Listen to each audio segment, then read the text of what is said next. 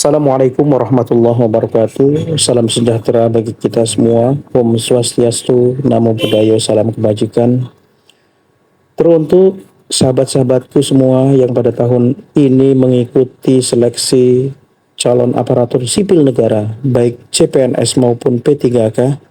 Di dalam video ini kami akan mencoba membahas secara singkat dan padat mengenai karakteristik soal yang akan muncul nanti saat ujian seleksi.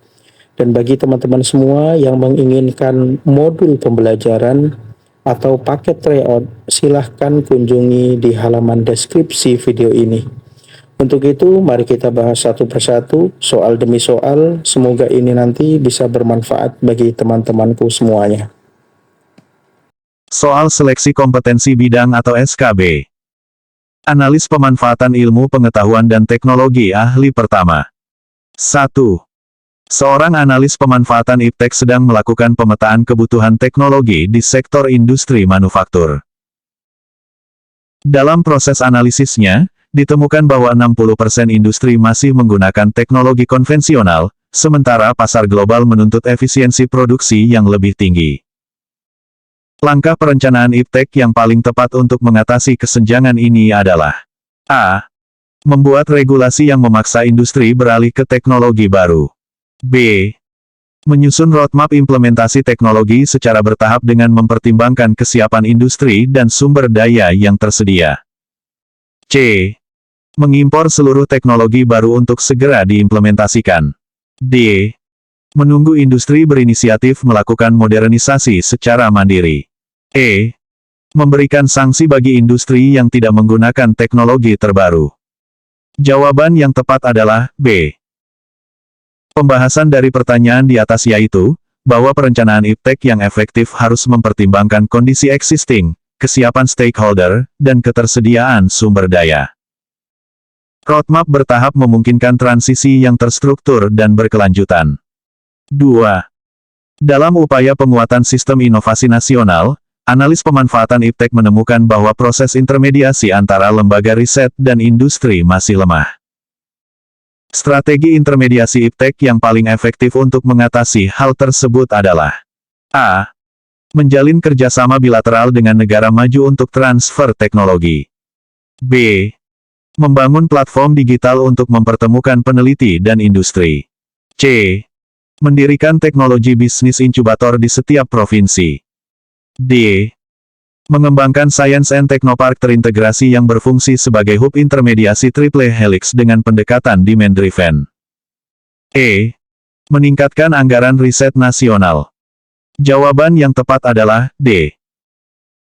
Pembahasan dari pertanyaan di atas yaitu, bahwa Science and Technopark terintegrasi merupakan solusi komprehensif yang dapat menjembatani gap antara akademisi, industri, dan pemerintah atau triple helix dengan fokus pada kebutuhan pasar. 3. Suatu teknologi hasil riset nasional telah mencapai teknologi readiness level atau TRL 7.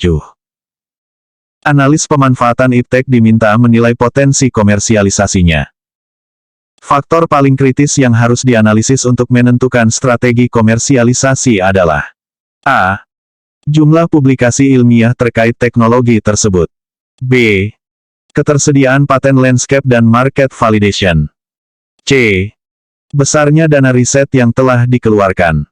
D. Reputasi lembaga riset pengembang teknologi. E. Jumlah peneliti yang terlibat dalam pengembangan.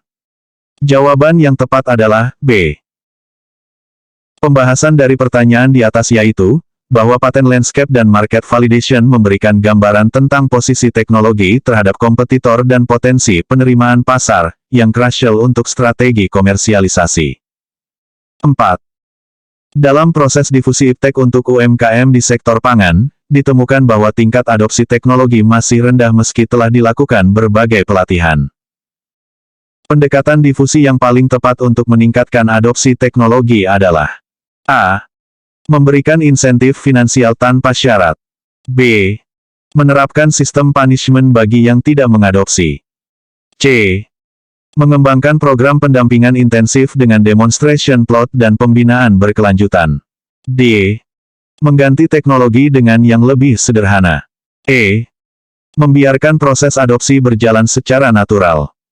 Jawaban yang tepat adalah C.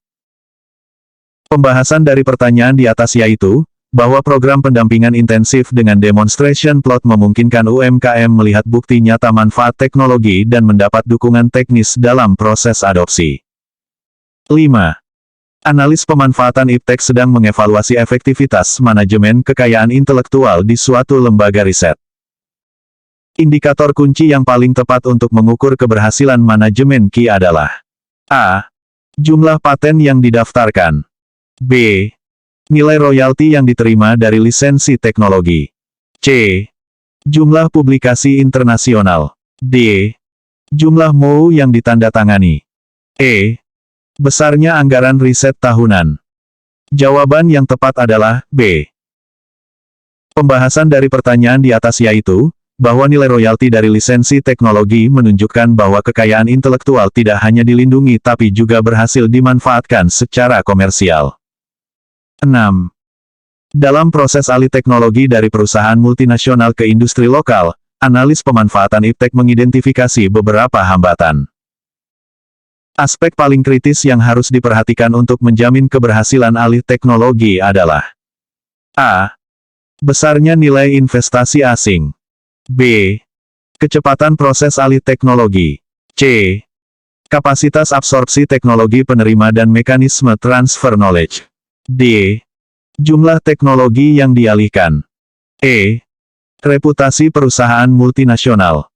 Jawaban yang tepat adalah C.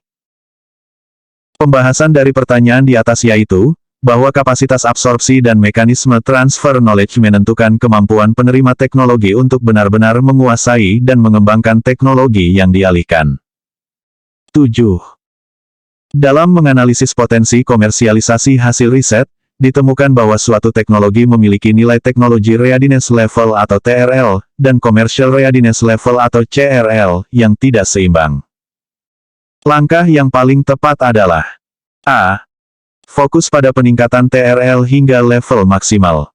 B. Mengabaikan CRL dan fokus pada publikasi ilmiah. C. Melakukan analisis gap dan menyusun strategi penyeimbangan pengembangan TRL dan CRL secara paralel. D. Menghentikan pengembangan teknologi. E.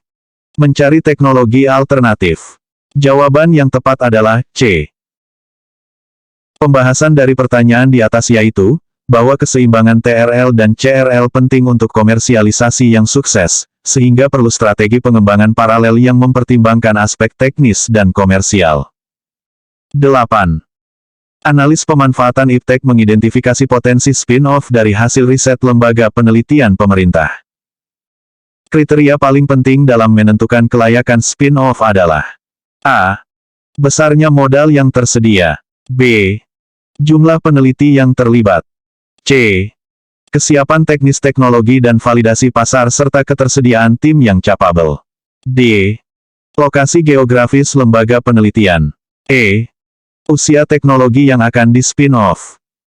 Jawaban yang tepat adalah C.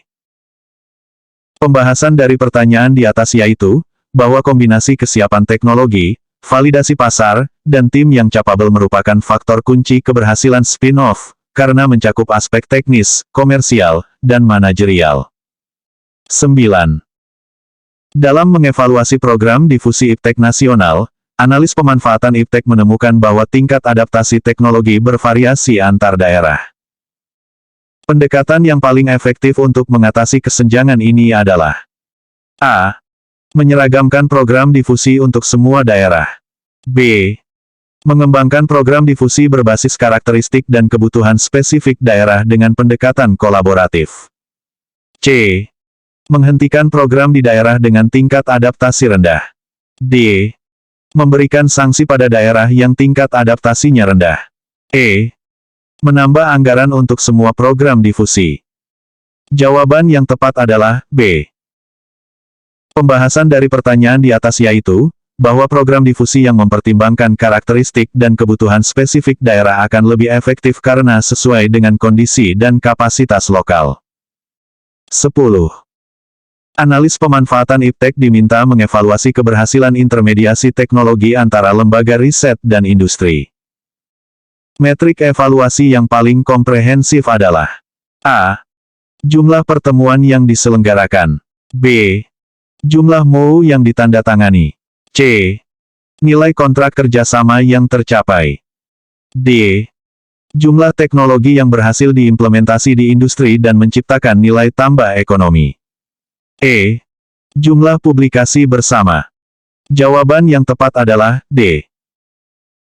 Pembahasan dari pertanyaan di atas yaitu, bahwa keberhasilan intermediasi teknologi paling tepat diukur dari implementasi nyata yang menghasilkan nilai tambah ekonomi, bukan hanya dari proses atau dokumen formal. Oke, baiklah teman-temanku semuanya. Demikian video singkat yang dapat kami tampilkan sebagai salah satu penambah wawasan hasanah keilmuan kita, terutama bagi kami tentunya dan teman-temanku semuanya. Dan jangan lupa untuk subscribe, share, dan memberi masukan dan komentar yang baik agar menjadi doa dan kebaikan itu nanti akan kembali kepada diri kita sendiri. Mohon dimaafkan jika ada yang kurang berkenan. Semoga kita bisa meraih kesuksesan di tahun ini. Wassalamualaikum warahmatullahi wabarakatuh.